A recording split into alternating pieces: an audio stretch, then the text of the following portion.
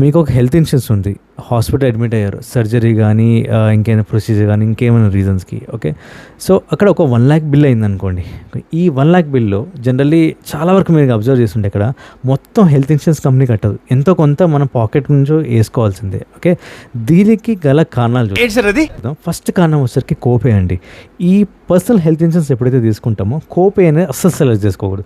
ఒకవేళ కోపే సెలెక్ట్ చేసుకున్నామని అనుకోండి, కోపే సెలెక్ట్ చేసుకున్నాం అనుకోండి, ఇది ఒక అగ్రిమెంట్ లాగా. ఒక 80% బిల్ కంపెనీ కడుతుంది, హెల్త్ ఇన్సూరెన్స్ కంపెనీ మన hospital బిల్కి.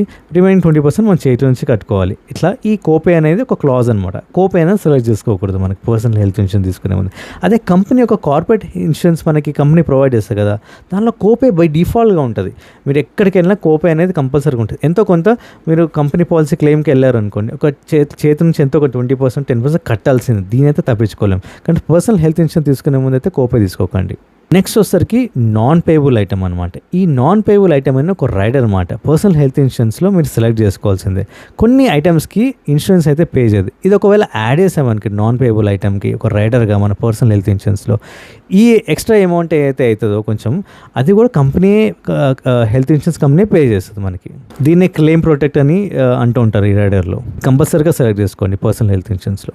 So కోపే, non payable item, ఈ రెండు జాగ్రత్తగా ఉండాలి. కోపే ఉండకూడదు. అండ్ నాన్ పేయబుల్ ఐటమ్ అనేది ఒక రైడర్ సెలెక్ట్ చేసుకోవాలి. ఈ రెండు చేసుకుంటే మనకి మ్యాక్సిమం బిల్ హెల్త్ ఇన్సూరెన్స్ కట్టేస్తున్నట్టే.